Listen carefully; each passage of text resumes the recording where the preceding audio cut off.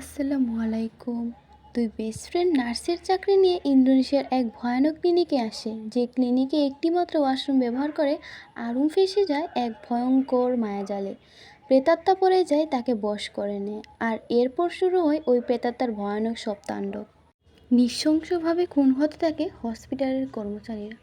তো চলুন আর কোনো স্পয়লার না দিয়ে সরাসরি চলে যাওয়া যাক এই গল্পে, যে গল্প আপনাদের রাতের ঘুম কেড়ে নেবে।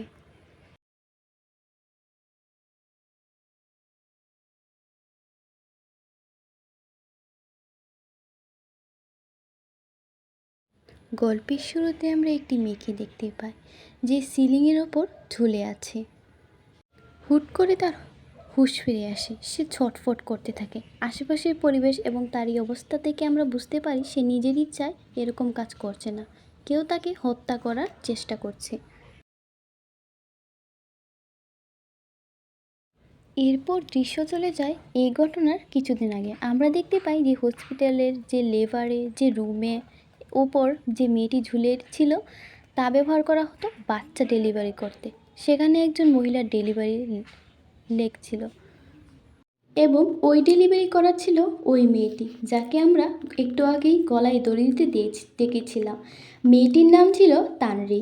তার ওই মেয়েটির সাথে সুস্থ বাচ্চা ডেলিভারি করানোর পর সবাই খুশি হয়ে যায়, তবে তানরির মুখে আমরা এক উদাসীনতার ছাপ দেখতে পাই। এই ব্যাপারটা অনেক অন্য নার্সও লক্ষ্য করে। সেই অন্য নার্স হলো ছোটোবেলা থেকেই তানরিকে লালন পালন করা এক আন্টি। সে তানরির মন খারাপ দেখে ওই স্থানে নিয়ে যায় যেখানে তানরির মন খারাপ হলে সে যেত।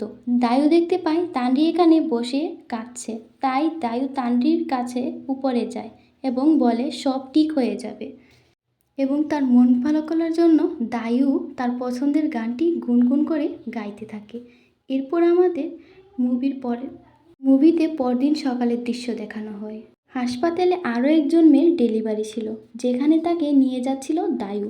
ওই ডেলিভারি রুমে যাচ্ছিল, তবে সে দরজা খুলতেই ভয় পেয়ে যায় এবং চিৎকার করতে থাকে। তাকে এইভাবে ভয় পেতে দেখে পেশেন্টও ভয় পেয়ে যায়। তারপর আমরা দেখতে পাই সেটি একটি ছিল তেলাপোকা মাত্র। এরপর ভিতরে গিয়েই বার টেপের ওপর থেকে পর্দা সরাতেই দেখতে পাই ওইখানে তানরি ঝুলে আছে। দায়ু তো হতবাক হয়ে যায় এবং কাঁদতে থাকে। তার এই অবস্থা থেকে সবাই কাঁদতে থাকে। এখন দৃশ্য চলে যায় তানরির মৃত্যুর কিছুদিন পর। আমরা দুজন নার্সকে দেখতে পাই, যারা কিনা ওই হসপিটালে জব পেয়ে হাসপাতাল উদ্দেশ্যে বাসে করে আসছিল। মেয়ে দুইটার নাম আরুন এবং মিকা। হসপিটালে পৌঁছানোর পর হসপিটালের কর্মচারীর সাথে তাদের কথা হয়। তারা জানতে পারে এই হসপিটালে জব করতে এসেছে। এমন সময় হসপিটালের একজন ডক্টর ইমু সেখানে চলে আসে এবং তাদেরকে জিজ্ঞেস করে তারা এখানে কি করতে এসেছে। যখন মিকা তখন তাকে বলতেই যাচ্ছিল তারা নার্সের জব পেয়ে এসেছে, তখন ইমু বলে এখানে ছেলে নার্সই এলাও। এটা শুনে আরুম এবং মিকা দুজনই অবাক হয়ে যায়। তখনই সেখানে নার্স তাইও এসে বলে সে ডক্টরকে বলে সে সবটা সামলে নেবে।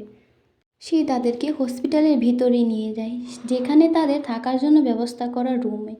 সে জানায় ডক্টর ইমো একজন কঠোর একটি মানুষ, যার সাথে বেশি কথা না বাড়াতে। সে তাদেরকে তার রুম দেখিয়ে দেয়, কিন্তু তখনও মিকা চিন্তিত ছিল তাদের যদি জবটি না থাকে তাহলে তারা কোথায় যাবে। এত কষ্ট করে এত দূর এসেছে, তারা মূলত একজন ডক্টরের রেফারেন্সে এখানে এসেছিল।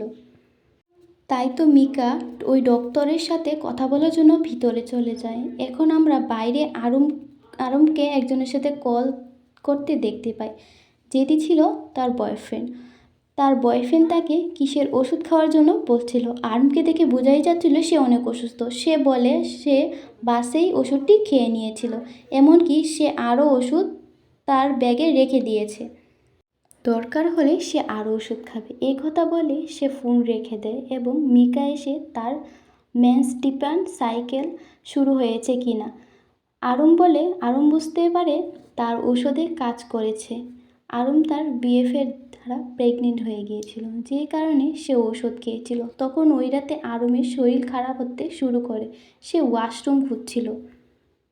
তাদের রুমের পাশে যে ওয়াশরুম সেখানে কাজ চলছিল, যে কারণে সে ব্যবহারের জন্য অন্য ওয়াশরুম খুঁজতে থাকে। সে যখন হেঁটে হেঁটে সামনের দিকে যাচ্ছিল তখন আমরা ভয়ঙ্কর কিছু একটা দেখতে পাই, যে ব্যাপারটা আরুমও লক্ষ্য করে।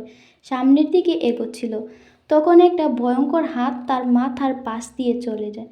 সেটা আরুমও অনুভব করে, তাই সে ওই ঘরের দিকে যেতে থাকে। সেই দিকে আমরা আত্মাটাকে দেখেছিলাম। সেখানকার দরজাটিও আপনা আপনি বন্ধ হয়ে যায়। আরুম ভাবে সেখানে হয়তো কেউ আছে, তাই তো সে এগোতে থাকে। দরজাটা খুলতেই দেখতে পায় এটা একটা লিভার রুম। সেখানে একটা ওয়াশরুমও ছিল। এর অবস্থা দেখে বোঝাই যাচ্ছিল এটা পরিত্যক্ত। তবে এসব দিকে খেয়াল না করে আরুম সময় ছিল না, তাই সে ওয়াশরুমে ঢুকে পড়ে এবং সেখানে গিয়ে সে নিজেকে পরিষ্কার করে। এমন সময় বেসিংয়ের ট্যাপ আপনা আপনি চালু হয়ে যায়। আরুম বাইরে এসে সেটা বন্ধ করতেই বাথটবের ট্যাপটিও চালু হয়ে যায়। আরুম এসবে অবাক হয়ে গিয়েছিল, তবে সে ব্যাপারটা একটা গুরুত্ব দেয় না। সে ওই ট্যাবের পানিতেই নিজের নোংরা কাপড় চোপড় ধুচ্ছিল। আর এরপর সে যখন চলে যায় আমরা তখনই একজন মেয়েকে দেখতে পাই, যে কিনা হাঁটতে হাঁটতে অন্য পাশে থাকা বাথটবে যাচ্ছিল, যার পিছু পিছু আরুমও যায়। তবে বাথটবের পর্দা সরাতে সে দেখতে পায় সেখানে কেউই নেই। এসব কিছুতেই আরুম বেশ ঘাবড়ে গিয়েছিল। তবে সে ওয়াশরুম থেকে বেরিয়ে আসে, তবে দুটো হাত যেন তাকে ধরে রাখে, যে ব্যাপারটা আরুম অনুভব করে। তখনই সেখানে দায়ু তাকে ডাক দেয়। আরুমের হুঁশ ফিরে আসে। ওই ওয়াশরুম পরিত্যক্ত, এটা কেন ইউজ করেছো? সবার নিষিদ্ধ, আরুম যাতে এখানে আর না আসে। আরুমও এটা মেনে নেয় এবং সেখান থেকে চলে যায়। পরদিন ডক্টর আত্রি আরুম ও মিকার সাথে কথা বলে। আত্রি বলে ডক্টর ইমু ঠিকই বলেছিল, এই মুহূর্তে তাদের ছেলে নার্সদের প্রয়োজন, কেননা তাদের হসপিটালে কনস্ট্রাকশনের কাজ চলছিল। তবে সে ব্যবস্থা করে দিয়েছে আরুম এবং মিকা এখানেই থেকে ইন্টার্নশিপ করতে পারবে। এই কথা শুনে আরুম এবং মিকা দুজনেই খুশি হয়ে যায়। আত্রি বলে সে তাদেরকে সাহায্যের সবসময় প্রস্তুত থাকবে, তাদের যদি কোনো রকম হেল্পের প্রয়োজন হয় তাকে যেন বলে। আরুম ও মিকা রাজি হয়ে যায়। আরুম ও মিকা দুজনেই তাদের জব নিয়ে খুশি ছিল। তারপর সেখানে একটি মেয়ে চলে আসে, যার সাথে আত্রি আরুম ও মিকার পরিচয় করে দেয়। মেয়েটি এখানে আরুম ও মিকার দিকে অদ্ভুতভাবে তাকায়। তারপর মেয়েটি আত্রির সাথে চলে যায়, যে ব্যাপারটি আরুম ও মিকাও খেয়াল করেছিল। তারা অস্বস্তিতে পড়ে গিয়েছিল। তারা চলে যাওয়ার পর সেখানে থাকা এক কর্মচারীর কাছ থেকে আরুম ও মিকা জানতে পারে মেয়েটি আত্রির এক্স ওয়াইফ, ও একজন ডক্টর। এরপর আরুম ও মিকা দুজনেই বুঝতে পারে। এরপর আমরা ক্যাম্পেইনের দৃশ্য দেখতে পাই। হসপিটালের পক্ষ থেকে এখানে গ্রামের সবাইকে ফ্রি চিকিৎসা দেওয়া হচ্ছিল। তখন আমরা গ্রাম প্রধানের সাথে ডক্টর ইমুকে কথা বলতে দেখতে পাই। আমরা জানতে পারি যে তানরির মৃত্যুর পর এখনও রোগীরা হসপিটালে আসতে ভয় পায়, যে কারণে এখন আর ডেলিভারির জন্য কোনো রোগী আসে না। ইমু এখানে গ্রাম প্রধানকে বলে সব সিচুয়েশান তার সামনে দিয়ে, আর তাদের এই কথা মিকাও শুনতে পায়। এরপর সন্ধ্যা হয়ে আসে। আত্রি আরুম ও মিকাকে বলে ডক্টর ইমুর সাথে হসপিটালে ফিরে যেতে। তখনই আরুম দেখতে পায় তার বিএফকে। আরুম তাদেরকে বলে তার রাস্তায় কিছু কাজ আছে। একথা বলে সে তার বিএফের সাথে বাসায় চলে যায়। তার বিএফের সাথে যেখানে তার বিএফ তার সাথে ক্লোজ হওয়ার চেষ্টা করে, কিন্তু আরুম বাধা দেয়। তখন তার বিএফ এসে বলে সে তো আগে থেকে এরকম করেছিল। তখন আরুম বলে সবার ছিল, কিন্তু তাকে মদ পান করিয়ে এরকম করানো হয়েছিল। তখন বক্ষে সে আরুমকে তখন ইউয়াস বলে সে আরুমের উপর সিরিয়াস। তখন আরুম বলে সে যদি সিরিয়াস থাকতো, সে প্রস্তুত থাকতো, তাহলে তাকে অ্যাবর্শন করানো হতো না, ঔষধ খাওয়ানো হতো না। যখন আরুমের প্রয়োজন ছিল তাকে, তখন সে কোথায় ছিল? সে শুধু আরুমকে ব্যবহার করতে জানে। এরপর আমরা পরের দিন সকালের দৃশ্য দেখতে পাই, যেখানে আমরা ডক্টর আত্রিকে দেখতে পাই যে তার কর্মচারীকে ঠিকঠাকভাবে কাজ করার জন্য কথা বলছিল। তখন আমরা বুঝতে পারছিলাম ডক্টর আত্রির সাথে সকলের খুব ভালো সম্পর্ক। তখন ওই দিন সন্ধ্যায় আরুম সকলের কাপড় আয়রন করছিল। তখনই সেখানে হেরু আরুমকে বলে এই সময় কাজ করা উচিত নয়, অমঙ্গল হয়। তার কথা শুনে আরুম কিছুক্ষণ দাঁড়িয়ে থাকে এমন সময় আমরা দেখতে পাই হেরু খারাপ নজরে তাকে দেখছিল। একটু পরে আমরা আরুমকে ওয়াশরুমে দেখে যেতে কাঁদতে দেখতে পাই। সে কান্নার পর নিজের নার্সের পোশাক পরে রেডি হয়ে চলে আসে ক্লিনিকে। তখন আমরা ডক্টর আত্রিকে দেখতে পাই। সে তার লাস্ট রোগীকে দেখছিল। লাস্ট রোগী চলে যাওয়ার পর ডক্টর আত্রি আরুমকে বলে আরও আধা ঘন্টা সে ক্লিনিকেই থাকবে। যদি কোনো রোগী আসে তখন যেন তার কাছে নিয়ে যাওয়া হয়। ডক্টর আত্রি আরুমকে বলে সে আরও আধা ঘন্টা ক্লিনিকেই থাকবে। যদি কোনো রোগী আসে তখন যেন সে তার কাছে নিয়ে যায়। তখনই আরুমের বেস্ট ফ্রেন্ড মিকা সেখানে আসে। তার সাথে কথা বলতে এমন সময় তাদের পিছনে আমরা দেখতে পাই একটি মেয়েকে হেঁটে যেতে, যে কিনা সরাসরি ওই রুমে প্রবেশ করে এবং পেশেন্টের চেয়ারে বসে। আরুম মেয়েটিকে বারবার জিজ্ঞেস করেছিল সে রেজিস্টার করিয়েছে কিনা, কিন্তু মেয়েটি কোনো কথা বলে না। এটা দেখে মিকা ও আরুম দুজনেই অবাক হয়। তখন মিকা বলে সে রুগী সামলায়, আমি এই ব্যাপারে রিপোর্ট করতে যাচ্ছি। আরুম তাকে একা যেতে মানা করে না, সে বলছিল তার সাথে যেন সে থাকে। এরপর সে পিছনে ফিরে চমকে ওঠে। এক ভয়ানক রূপে তার দিকে তাকিয়েছিল ওই মেয়েটি। আমরা দেখতে পাই ওই মেয়েটি আর কেউ নয় বরং তানরি। হ্যাঁ, মুভির প্রথমেই যে মেয়েটিকে আমরা নিজেকে শেষ করে দেখেছিলাম, এটি সেই মেয়েটি। অর্থাৎ এটা কোনো স্বাভাবিক মানুষ নয়, হতে পারে কোনো আত্মা, যে ব্যাপারে ততক্ষণ পর্যন্ত আরুম না জানা কোনো কিছুই জানতো না। সে তো এমনিতেই তার এই ভয়ানক হাসি দেখে ভীষণ ঘাবড়ে গিয়েছিল। তানরির মুখ থেকে রক্ত পানি পড়ছিল, তাই আরুম সেটা মুছতে তার সামনে এগিয়ে গিয়েছিল এবং তার মুখ মুছছিল। তখন তানরি আস্তে আস্তে করে তার পেটে হাত রাখে। এটা দেখে আরুম একটু অবাক হয়। তানরি হঠাৎই তাকে ভয় দেখায়। তখনই রুমের লাইট নিভে যায়। আরুম কী করবে তা বুঝতে না পেরে ফোনের আলো জ্বালিয়ে দেখতে থাকে। সেখানে তো তানরি ছিল না। ভয়ে ভয়ে সে তানরিকে দেখছিল। তখনই সে একটা দেয়ালে তানরিকে মাথা ঠুকতে দেখতে পায় এবং তানরি তার দিকে দৌড়ে আসে এবং তার হাত থেকে লাইট পড়ে যায়। তানরি কোনো মতে সুইচের কাছে গিয়ে সুইচটি অন করে। সে তানরিকে আর কোথাও দেখতে পায় না। হঠাৎ করেই তানরি তার মুখে ধরে ফেলে। আরুম আরও বেশি ভয় পেয়ে যায়। তখন সেখানে আসে আত্রি, আরুমকে ডাকে এবং তার হুঁশ ফিরে আসে। আরুম বলে পেশেন্ট কোথায়? আত্রি বলে এখানে তো কোনো পেশেন্ট আসেনি। ফলে আরুম আরও বেশি ভয় পেয়ে যায়। পরদিন সকালে আমরা দেখতে পাই হেরুকে, যে কিনা বাথটবে থাকা পানির টেপ ঠিক করছিল।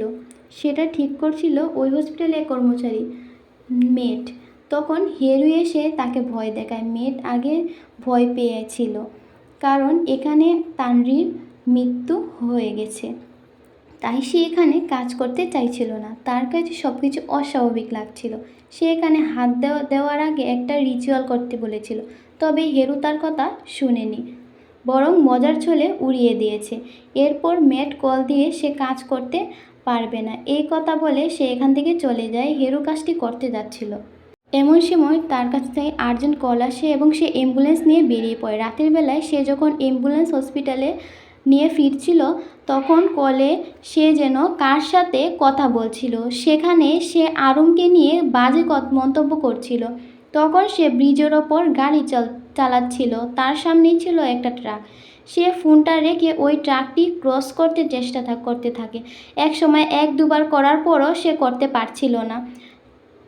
আচমকা সে রাস্তায় তানরিকে দেখতে পায়। সে গুরুত্ব না দিয়ে গাড়ি চালাতে থাকে। আচমকায় সে অন্যদিকে চলে যায় এবং তার শরীরে রড ঢুকে পড়ে। সে সেখানেই মারা যায়, যেখানে আমরা তানরির আত্মাকে দেখতে পাই, যে কিনা ভয়ঙ্করভাবে হাসছিল। পরদিন সকালে হেরুর মৃত্যুতে সবাই কাঁদতে থাকে। ম্যাট এবং দায়ু অনেক কাঁদতে থাকে, যেহেতু তারা লম্বা সময় ধরে একসাথে কাজ করেছিল। এইদিকে আরুম ভয় পেয়েছিল যে কোনো একটা ব্যাপারে। সেভাবে কান্নাকাটি করছিল, যা দেখে মিকা তার কাছে আসে এবং বলে তার কি হয়েছে। উত্তরে আরুম কান্না করে বলে হেরু মারা গিয়েছে তার জন্য। সে তাকে মনে মনে বলেছিল সে যেন মারা যায়। হেরু তাকে খারাপভাবে স্পর্শ করেছিল, এমনকি খারাপ মন্তব্যও করেছিল, যে কারণে আরম তাকে বলেছিল সে খারাপ লোক, সে যেন মারা যায়। তাই তো সে নিজেকে দায়ী মনে করছিল। মিকা তাকে বুঝিয়ে বলে সে যেন ইস্তেগফার পড়ে নেয়, আল্লাহ নিশ্চয়ই তাকে মাফ করে দিবে। আরম বলে সে আর এই হসপিটালে কাজ করতে চায় না, সে গার্লস হোস্টেলে থাকবে। তাদের কাছে এত টাকা ছিল না গার্লস হোস্টেলে থাকার, তবুও মিকা নিজের বান্ধবীর কথা শুনে সেখানে থাকার রাজি হয়ে যায়। তারা দুজন ওই দিন ওই গার্লস হাউসে প্রবেশ করে এবং নিজেদের রুম বুকিং করে। এইদিকে আমরা আয়ুকে দেখতে পাই, যারা বলছিল হেরু বারটেপের কাজ করছিল বলে তার সাথে এরকম হয়েছে, আর এখানে কাজ করতে তাদের জীবনেরও ঝুঁকি রয়েছে। ম্যাট অনেক ভয় পেয়ে গিয়েছিল। দায়ু তাকে সান্ত্বনা দেওয়ার চেষ্টা করে এবং ওই রাতে হসপিটাল জেনারেটর বারবার অফ হয়ে যাচ্ছিল, যে কারণে ম্যাট যায় সেটা ঠিক করতে। তবে চালু করে দেওয়ার পরও সেটা আপনা আপনি বন্ধ হয়ে যায়, এতে ম্যাট ভয় পেয়ে যায়। এরপর সে চালিয়ে যখন চলে আসবে তখন আবার বন্ধ হয়ে যায়। এমন সময় সে দেখতে পায় সামনে দিয়ে তানভীর আত্মাকে। সে যেন হেঁটে যাচ্ছে এবং গুনগুন করে দাঁড়িয়ে কাউকে গান গাইতে বলছে। সেখানে এইটা হয়তো আয়ু, তাই সে দায়ুকে এমন কাজ না করতে মানা করে সামনের দিকে এগিয়ে যায়। এমন সময় সে পিছন থেকে কাঠের জুতার আওয়াজ শুনতে পায়। সে বুঝতে পারে এই হসপিটালে কাঠের জুতা একমাত্র তানভীর পরতো, তানভীর সবসময় পরতো। বর্তমানে ম্যাট অনেক ভয় পেয়ে যায়। আমরা তার পিছনে তানভীরকে দেখতে পাই। সে ভয়ে উপরে উঠতে যেতেও চায়, হঠাৎ ধাপ করে সে উপর থেকে নিচে পড়ে যায়। এমন ভয়ঙ্কর তানভীর আত্মা তার নিচে চলে আসে। সে দৌড়াতে দৌড়াতে যে ঝিলের কাছে একটা ঝিলের সামনে এসে পড়ে, যেটা পার হওয়ার জন্য শুধুমাত্র একটি গাছ ছিল। তার মনে হচ্ছিল তানভীর আত্মা থেকে তার পিছু করছে, তাই সে ভয় পেয়ে গাছের ওপর দিয়েই যেতে থাকে। এমন সময় তার পা পিছলে পড়তেই যাবে, তখন সে গাছের মধ্যে ধরে ফেলে। তখন নিচে পানি থেকে বেরিয়ে আসে তানভীর আত্মা, যে কিনা তাকে টেনে পানির ভিতরে নিয়ে যায়। পানিতে অনেক স্রোত ছিল, তবুও সে নিজেকে সামলিয়ে সাঁতরিয়ে উপরে উঠে আসে। তখন সকাল হয়ে গিয়েছিল। সে সবাইকে ডাকছিল এবং সাহায্য চাইছিল, কিন্তু কেউ তার কথা শুনছিল না। সে পাগলের মতো হয়ে গিয়েছিল। তাকে একটা লোক পাগল ভেবে গালাগালি করতে থাকে এবং নিচে ফেলে দেয়। তখন তার গলার লকেটটা নিচে পড়ে যায়, সে ইমোশনাল হয়ে যায়। আমরা জানতে পারি দায়ু এবং ম্যাট তারা ছিল হাজব্যান্ড ওয়াইফ। ম্যাট ভালো করেই জানতো দায়ু তানভীরকে নিজের মেয়ের মতো দেখে। এরপরও টাকার জন্য সে তানভীরকে বাধ্য হয়েছিল ফাঁসিতে ঝুলাতে। হ্যাঁ, তানভীরকে সে এবং হেরু মিলে ফাঁসিতে ঝুলিয়েছিল। এর কারণ আপাতত আমরা জানি না, তবে সে এই কাজের জন্য অনেক বেশি অনুতপ্ত ছিল। তাকে দিয়ে এক প্রকার জোর করে এই কাজটি করানো হয়েছিল। সে ঠিক করে সে ভাবে সে দায়ুকে সবটা বলে দেবে। এই কারণে সে হসপিটালে দায়ুকে ডাকতে থাকে। আচমকাই তার সামনে চলে আসে তানভীর আত্মা। সে নিচে পড়ে যায় এবং তার পায়ের মধ্যে মেশিন লেগে মেশিনটি চালু হয়ে যায় এবং তার ওপর মেশিনের নিচে চাপা পড়ে যায়। সে ভয়ঙ্করভাবে মৃত্যুবরণ করে। ওই দিন আমরা আরমকে দেখতে পাই, যে কিনা হসপিটাল থেকে ফিরে গার্লস হোস্টেলে ফিরে মিকাকে জড়িয়ে ধরে কাঁদতে থাকে। সে আর এটা করতে পারবে না, সে বাড়িতে ফিরে যেতে চায়। মিকা বলে সে চাইলেও ফিরে যেতে পারবে না। তার বাবা মা সে তার বাবা মাকে নিরাশ করতে চায় না। একমাত্র মেয়ে হওয়ার কারণে তার বাবা মায়ের দায়িত্ব নিতেই হবে তাকে। সে এখানে এসেছে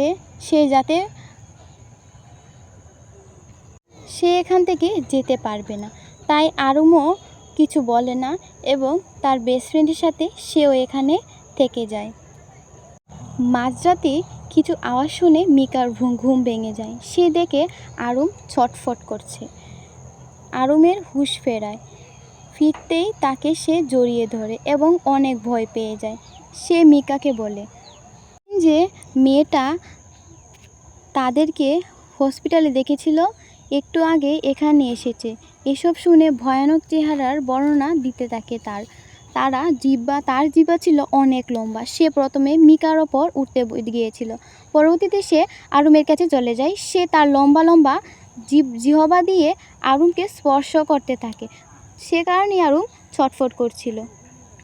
এমন সময় তারা একটা লোক চলে আসে এবং মেটের মৃত্যু সংবাদ দেয়। তারা হসপিটালে গিয়ে মেটের অবস্থা দেখে আরুম সহ্য করতে পারে না। তখন ডক্টর ইমু ছিল। আরুমকে এবং মিকাকে দেখে খুব একটি খুশি হয় না। মিকা তাকে সন্দেহ করে এবং তার পিছু পিছু ডক্টর ইমুর পিছু যায়। দায়ুর সাথে সে কথা বলতে থাকে। ডক্টর ইমু বলে সে যেন তার কাছে কিছুই না লুকায়। এমন সময় মিকার উপস্থিতি ইমু টের পেয়ে ফলে মিকা তাদের সামনে দিয়ে হেঁটে যায় রুমে। মিকা দায়ুকে জিজ্ঞেস করে ডক্টর ইমু কি তাকে কোনো কিছু নিয়ে জোর জবরদস্তি করছে। দায়ু জানায় এমন কিছুই না। তখন মিকা বলে এসব কিছুর পিছনে কে দায়ী, এছাড়া এই হসপিটালের ডক্টর কে, অর্থাৎ ডক্টর বাগা, সে কোথায়? পরপর 2টা কর্মচারী মারা গিয়েছে। দায়ু এগুলোর ব্যাপারে কিছুই জানতো না। মিকা ওই রাতে ইন্টারনেটে ডক্টর বাগাসের ব্যাপারে সার্চ করতে থাকে, কিন্তু সে কোনো তথ্যই পায় না, বরং নো ফাউন্ড দেখায়। এই ব্যাপারটা তার কাছে খুবই অস্বাভাবিক লাগে। সে হাসপাতালে আসা দিন বাগাসের ছবি দেখেছিল। সে ওই বর্ণনায় সার্চ দেয়। এরপর সে শুধুমাত্র আত্মীর সাথে বাগাসের একটি ছবি দেখতে পায়। সে বাগাসের ব্যাপারে কোনো ইনফরমেশন পায় না। এরপর সে যখন হোস্টেলে পৌঁছায় তখন দেখে আরুমের বয়ফ্রেন্ড হোস্টেল থেকে বের হচ্ছে এবং আরুম সেখানে দাঁড়িয়ে কাঁপছে। আরুমের এমন মন খারাপ দেখে মিকা তার কাছে এগিয়ে যায় এবং জানতে চায় তার কি হয়েছে। তখন আরুম জানায় হসপিটালে তার সাথে খুব খারাপ কিছু হয়েছে। মিকা বলে সে একেবারে ডিমাসকে বলেছে কি না। আরুম বলে সে ডিমাসকে তো বলেছে, তবে ডিমাস তার কোনো কথা বিশ্বাস করে না। তখন অন্যদিকে আমরা ডিমাসকে দেখতে পাই, যে কিনা একা একা বাইকে করে বাড়িতে ফিরছিল। জঙ্গলের মধ্য দিয়ে সে বাইক চালাচ্ছিল। তখনই সেখানে সে একটি মেয়েকে দেখতে পায়। আমরা তো জানি সে কোনো সাধারণ মেয়ে নয়, সে তানরির আত্মা ছিল, যাকে দেখে ডিমাস তাকে সাহায্য করতে চায়। ডিমাস আসলে খুব খারাপ চরিত্রের একটি ছেলে ছিল, আর সেই ব্যাপারে সুযোগ ওটা ছিল তানরির আত্মা। ডিমাস বলে সে তাকে সাহায্য করতে চায় গাড়িতে উঠে বসার জন্য, আর এরপর সে ডিমাসের গাড়িতে উঠে পড়েছিল। তারা জঙ্গলের রাস্তা দিয়ে যাচ্ছিল। এদিকে মিকা ও আরুম তখনও কথা বলছিল। মিকা আরুমকে জিজ্ঞেস করে কে তার সাথে মিসবিহেভ করেছিল। আরুম কিছুই বলতে যাবে, তখন মিকা কারো কল দেখতে পায়। মিকা একটু দূরে সরে গিয়ে কলটা রিসিভ করে। সে জানতে পারে ড্যামাসের অ্যাক্সিডেন্ট হয়েছে। মূলত ড্যামাস তো যখন তানরিকে নিয়ে যাচ্ছিল তখন তানরির আত্মা তাকে বশে করে নিয়েছিল। তাকে দেখিয়েছিল সে যেন একটা ব্রিজের ওপর দাঁড়িয়ে আছে, কিন্তু মূলত সে একটি পাহাড়ের চূড়ায় ছিল। এখান থেকে তার মনে হয় সে বাইক তাড়াতাড়ি চালিয়ে বাড়ি যেতে পারবে। এটা মনে করে সে বাইকটি জুড়ে চালায় এবং পাহাড় থেকে সে নিচে পড়ে যায়। পরে তাকে আমরা হসপিটালে মৃত্যুশয্যায় দেখতে পাই, যেখানে হসপিটালে ডিমাসের মা এবং তার ছোট ভাইও আসে তাকে দেখতে। মিকাকে দেখে তাকে তার মা জড়িয়ে ধরে, যা দেখে আরও একটু অবাক হয়। ডিমাসের মা মিকাকে বলে সে যখন বলেছিল তার ফ্রেন্ডের সাথে ডিমাস দেখা করতে গিয়েছিল, তখন সে বুঝতে পেরেছে মিকার সাথে দেখা করতে গিয়েছিল। তাকে তার জন্য দোয়া করতে বলে। সে চলে যাওয়ার পর আরুম তাকে জিজ্ঞেস করে সে তাকে চিনে কেমনে, মা কিভাবে তাকে চিনে, তারা কি আবারও এক হয়ে গিয়েছে। মিকা এ কথার কোনো উত্তর দেয় না, ফলে আরুম অনেক বেশি কষ্ট পায় এবং সেখান থেকে চলে আসতে থাকে। আর এর বেশ কিছুক্ষণ পর আমরা মিকাকে রুমে বসে থাকতে দেখতে পাই। বাইরে অনেক বৃষ্টি পড়ছিল। আরুম তার জামা কাপড় গুছাতে থাকে। মিকা তাকে আটকানোর চেষ্টা করে, তার সাথে কথা বলার চেষ্টা করে, কিন্তু আরুম তার কোনো কথা শুনে না। সে বলে সে এখানে কাজ করবে না, সে হসপিটালে অলরেডি রিপোর্ট দিয়ে দিয়েছে। সে বুঝতে পেরেছে মিকা তার সাথে কাজ করতে চাইতো যেন ডেমাসের সাথে সে এক হতে পারে। মিকা তাকে বোঝানোর চেষ্টা করে এমনটি নয়। আরম তো তার কথা শুনতেই চাইছিল না। সে বৃষ্টির মধ্যে বেরিয়ে যায়। এরপর মিকাকে জিজ্ঞেস করে তার সাথে ডেমাসের কেন ব্রেকআপ হয়েছিল। ডেমাসের দ্বারা সে কি প্রেগনেন্ট হয়ে গিয়েছিল। ডেমাস তার দায়িত্ব নিবে বলে এরকম অ্যাবর্শন করেছিল, যা শুনে মিকা অবাক হয়ে যায় এবং আয়ুকে প্রশ্ন করে। আরুম বলে সে যেন এখন আর নাটক না করে। মিকা বলে তাদের ব্রেকআপ হয়েছিল কারণ মিকা তার সাথে ঘনিষ্ঠ হতে চায়নি। মিকা বলে সে হিজাব পরার পর থেকে আর কোনো সম্পর্কে জড়ায়নি। তারপর আরুম জিজ্ঞাসা পজিশন তাকে বলে সেজন্য নাটক না করে। এই কথা বলি সে অজ্ঞান হয়ে যায়। আরুমকে হসপিটালে ভর্তি করা হয়। সেখানে আরুমের মা এসেছিল তাকে দেখতে। এখন আরুমকে দেখতে চেক আপ করে ডক্টর আত্রি বের হয়ে যাচ্ছিল। তখন মিকাকে ডক্টর আত্রি বলে নিশ্চিন্ত হতে বলে, কেননা আরুম ঠিক আছে। তখন মিকা ডক্টর আত্রিকে জিজ্ঞেস করে ডক্টর ভাগাস কেন হসপিটালে আসে না, এত লোক মারা যাচ্ছে, সে কেন আসে না। তখন আত্রি হেসে উত্তর দেয়, হসপিটালের মালিক কোনো বাগাস না, সে নিজেই। আত্রি বলে এক একটা হসপিটাল এক একটা রুগীর সাথে খারাপ ব্যবহার করা হয়, তাই তার হসপিটালে যেন কোনো রুগী খারাপ ব্যবহার করতে না হয়, এ কারণেই সে বাগাসের ছবি টাঙিয়ে রেখেছিল, যাতে সবাই ভয় পায় এবং সবার সাথে ভালো ব্যবহার করে। আত্রি এই ব্যাপারটা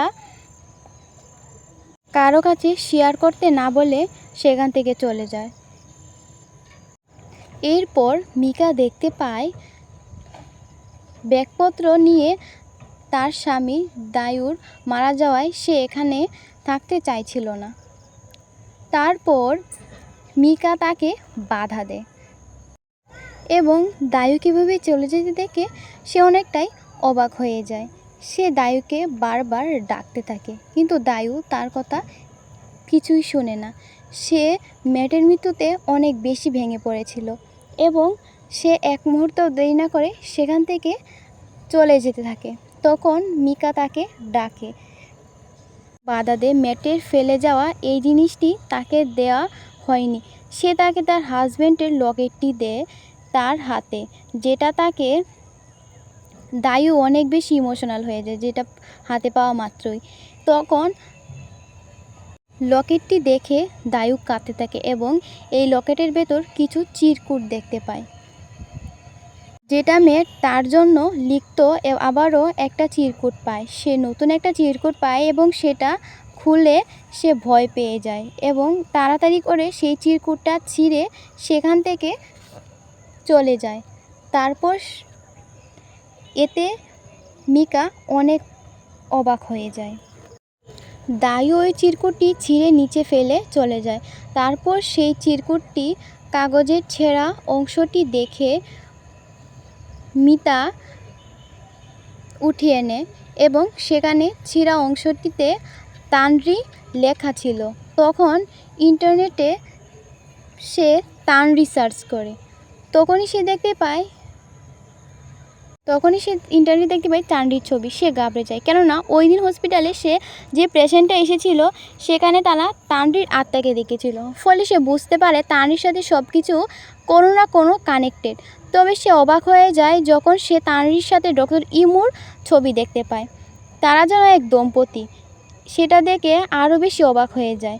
সে অনুভব করতে পারে তার পিছনে কেউ দাঁড়িয়ে আছে। পিছনে ঘুরতেই সে দেখতে পায় ডক্টর ইমু। ফলে সে দ্রুত এখান থেকে বেরিয়ে যায় এবং একটু অবাক হয়। ডক্টর ইমু তার দিকে অদ্ভুতভাবে তাকিয়েছিল। পরদিন সকালে ডক্টর ইমুর সাথে মিকার ডিউটি ছিল। মিকা তাকে গুড মর্নিং বলে, ডক্টর ইমু কোনো উত্তর দেন না। এরপর এখান থেকে এক পেশেন্টের খবর পেয়ে সেখান থেকে চলে যায়। মিকা তাকে সন্দেহ করে এবং তার ব্যাগ চেক করার সিদ্ধান্ত নেয়। তার প্রথম থেকেই ইমুর প্রতি সন্দেহ বাড়ছিল। ডক্টর ইমুর ব্যাগ চেক করে এবং অনেকগুলো আর্টিকেল দেখতে পায়। এইভাবে আর্টিকেল আবার কে জমা রাখে, ফলে তার আরও সন্দেহ বাড়ে এবং সে আরও কিছু খুঁজতে পায়। তখন সে একটা ফাইল খুঁজে পায়। এটা ফাইল না হয় একটি কালেকশনের বুকের মতো ছিল, যেখানে সে তানরির চুলের কাটা অংশ দেখতে পায়।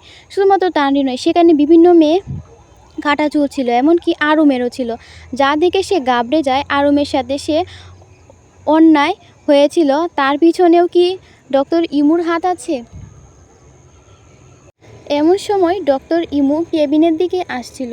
মিকা লুকিয়ে পড়ে, তবে বাইরে বের হতে পারে না। তার আগেই ডক্টর ইমু সেখানে চলে আসে। সে ভেতরে চুপটি মেরে বসে পড়ে। ডক্টর ইমু তার ব্যাগে কিছু একটা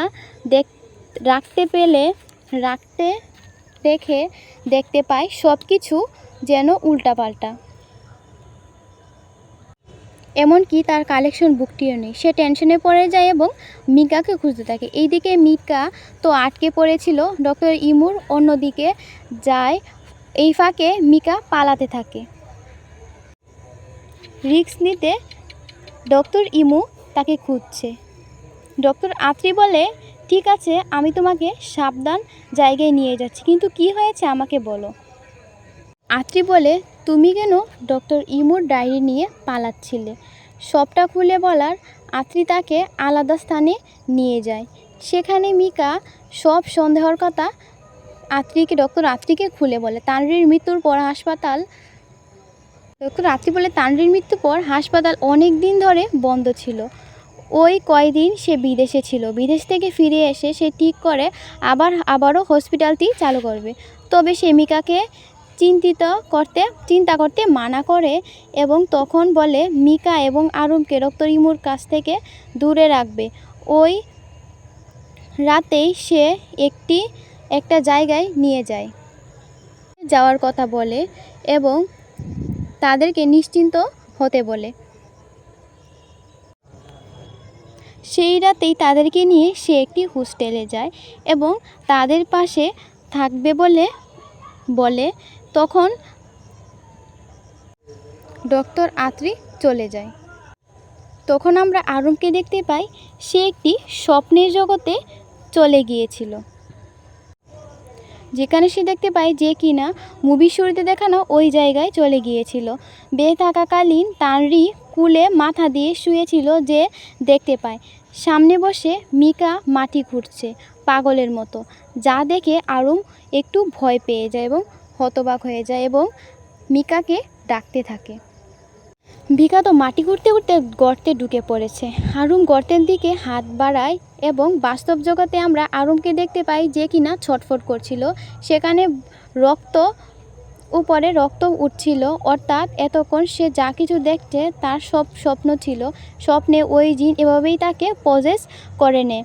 এই ব্যাপারে না জানা মিকা তো কুরআন শরীফ পড়তে পড়তে ঘুমিয়ে পড়েছিল। ঘুম ভাঙতেই সে দেখতে পায় রুমে তো আরুম নেই, যা দেখে সে ঘাবড়ে যায়। দ্রুত হিজাব পরে সে বাইরে বেরিয়ে আসে। পুরো হসপিটালে আরুমকে খুঁজতে সে ওই লেবার রুমের সামনে চলে যায়। হেরু এবং মেটের মৃত্যুর পর সেইখানে বাথটেপের সামনে একটি দেয়াল তুলে দেওয়া হয়েছিল, তবে ভেতর থেকে আরুমের কণ্ঠ বেশি আসছিল। তাই সে মিকা বুঝতে পারছিল না সে আরুমকে কিভাবে সাহায্য করবে। এ কারণে সে ডক্টর আত্রিকে কল করে এবং তাকে দ্রুত হসপিটালে আসতে বলে। তখনই মিকার নজর পড়ে দরজার ওপর ফাঁকা অংশের দিকে। সে একটা ময়ের সাহায্যে সেখানে প্রবেশ করে। ততক্ষণে ডক্টর আত্রিও এসে পড়েছিল। ভিতরে ঢোকার পর মিকাকে সে বাথটেপের ভিতরে, যেখানে তারি মারা গিয়েছিল সেখানে বাথটেপের ভিতর বসে আছে দেখতে পায়। আরুম সে ওইখানে বসে আছে, বারবার বলছে, আমার তো কোনো দোষ ছিল না, মরা তো উচিত তার ছিল, সে কেন মরেনি, এ কথাগুলোই সে বারবার বলছিল। তবে মিকা তাকে চিৎকার করে বলে, আরুম পিছে ঘুরে তাকা। আর এরপর আরুম বাথটেপের ভিতর ডুব দেয়। এরপর মিকা তার কাছাকাছি যেতেই আরুম তাকে নিয়ে পানির ভেতরে ডুব দেয়। এরপর সে মিকাকে নিয়ে বাথটেপে তুলে এবং তাকে আবার বাথটেপের ভিতরে ফেলে দেয়। তার মাথা বারবার চুবাতে থাকে বলে সেজন্য সত্যিটা দেখতে পায়। কিছুক্ষণ পর সব কিছু থেমে যায়। মিকা পানির ভেতর থেকে উঠে আসে। সে বুঝতে পারছিল ততক্ষণ যাবৎ কী হচ্ছে। সে দেখতে পায় ওই ঘরের দরজা ঠিকঠাক হয়ে আছে। তাই সে রুম থেকে বের হয়ে দেখতে পায় ডক্টর রাত্রি পানিতে গ্লাসে যেন কী মিশাচ্ছিল। এই গ্লাসটা সে রেডি করছিল তানরির জন্য। অর্থাৎ সেখানে আরুমির পরিতে তানরি কাজ করতো। বেচারি তানরি কিছুই বুঝতে পারে না। এরকম তানরি অজ্ঞান হয়ে পড়ে এবং জিনিসটাই সুযোগ তুলে জ্ঞান ফেরার পর আত্রি তাকে হুমকি দেয় সে যেন কাউকে কিছু না বলে, তাহলে সে তাকে মেরে ফেলবে। কিন্তু তানরি দায়ুকে সব কিছু বলে দেয়, যে ব্যাপারটা আত্রি বুঝতে পারে। তানরিকে পানির মধ্যে চুবাতে থাকে। পানিতে চুবাতে চুবাতে তার দম বন্ধ করে অজ্ঞান করে দেয়, মাথায় আঘাত করে। হেরু তখন সে হেরু এবং মেটকে বলে উপরে তানরিকে ঝুলিয়ে দিতে, কিন্তু তারা রাজি না হতে চাইলে তাদের মৃত্যুর হুমকি দেয়, তাদের বাধ্য করে। এরপর হেরু এবং মেট তাদেরকে ঝুলিয়ে দেয়। ততক্ষণ পর্যন্ত তাদের তানরির জ্ঞান ছিল। তখন সেখানে দায়ু এসে চিৎকার করতে থাকে এবং তানরিকে সাহায্য করতেই যাবে, সেখানে ডক্টর আত্রি এসে তানরির ঘাড় মটকিয়ে তাকে সেখানেই মেরে ফেলে এবং দায়ু তানরিকে বাঁচাতে পারে না। এটা দেখার পর একেবারেই হতবাক হয়ে যায় মিকা। সে এত বর্ষা যাকে করেছিল ডক্টর আত্রি ছিল তানরির সেই হত্যাকারী। দৃশ্য বর্তমানে ফিরে আসে। এরপর বাস্তব জীবনে আত্রি আরুমের কাছ থেকে মিকাকে বাঁচিয়ে নেয়। মিকা আরুমের মাথায় আঘাত করে। তখন ডক্টর আত্রি তাকে সাহায্য করতে চাইলে মিকা তাকে নিষেধ করে। দেখে আত্রির একটু সন্দেহ হয় মিকা হয়তো সবটা জেনে গিয়েছে। এই অবস্থাতেই মিকা আরুমকে নিয়ে বের হতে যাচ্ছিল। তখন জ্ঞান ফিরে আসে আরুমেরও। আরুম বলে সে এখানেই অ্যাবরেশন করিয়েছিল এবং আত্রি সেই ব্যক্তি যে কিনা তার সাথে অজ্ঞান করেছিল এবং তার সাথে খারাপ কিছু করেছিল।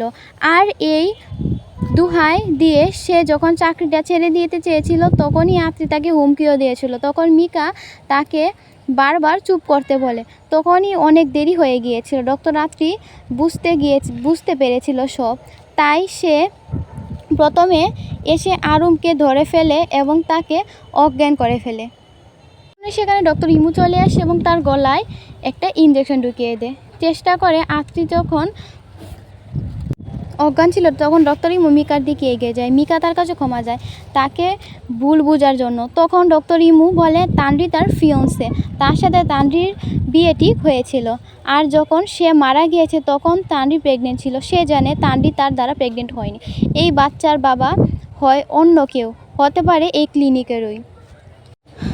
আর এই কারণেই সে ইনভেস্টিগেশন শুরু করে ছিল।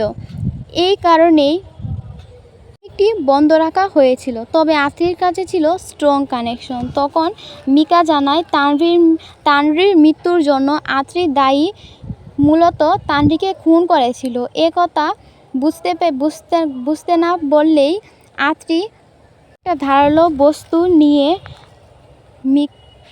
ইমুর হাতে ঢুকিয়ে দেয়। ইমু আহত হয়ে যায়। এরই মধ্যে সুযোগ পেয়ে মিকা আরুমকে নিয়ে পালাতে শুরু করে। যেখানে আত্রি এবং মিকা ছিল লুকিয়ে সেখানে সে প্রবেশ করে এবং তার গল্প শোনাতে থাকে। তার বাবা ছিল খুব খারাপ লোক, তার মা ছিল অসুস্থ। সে তার মায়ের প্রতি অত্যাচার দেখতে পায়। সে এগুলো সহ্য করতে না পেরে ড্রিঙ্কের সাথে মিশিয়ে দেয় বিষ।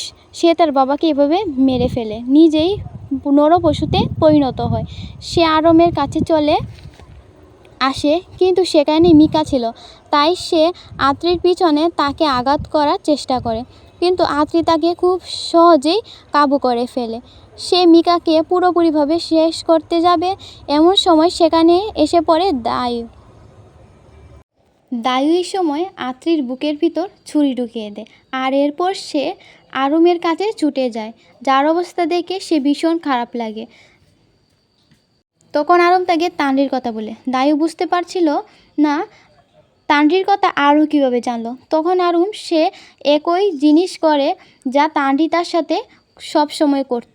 দায়ু বুঝতে পারে এটা তানরি এবং সে অনেক বেশি কাঁদতে থাকে। এমন সময় আত্রি এসে দায়ুর গলা কেটে দেয়। সেখানেই মারা যায় দায়ু। দায়ু মরার সাথে সাথেই আমরা দেখতে পাই তানভীর আত্মা যেন আর চুপ থাকতে পারছিল না, আরুমের ভিতরে ঢুকে পড়ে। তখন আত্রি এগিয়ে যাচ্ছিল মিকাকে মারার জন্য, কিন্তু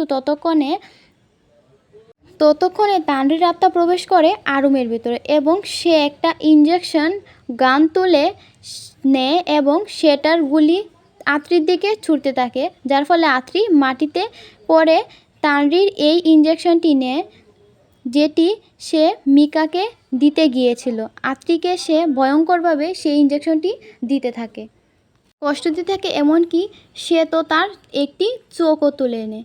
তখন মিকা তানভীরকে বলে সে তো সম্পূর্ণ স্টোরিটা তানভীরকে বলেছে, সে তার ন্যায় বিচার পাইয়ে দিবে, সে যেন আত্রিকে না মারে। তখন ডক্টর ইমু ভার্টেপটি ভাঙতে শুরু করে এবং যার ফলে তানভীর আত্মা মুক্তি পেয়ে যায়। ততক্ষণে আরুম স্বাভাবিক হয়ে যায় এবং তারা দুজন চলতে থাকে। আত্রির অবস্থা এত খারাপ হয়ে গিয়েছিল যে তার ওঠা কোনো পক্ষেই সম্ভব ছিল না।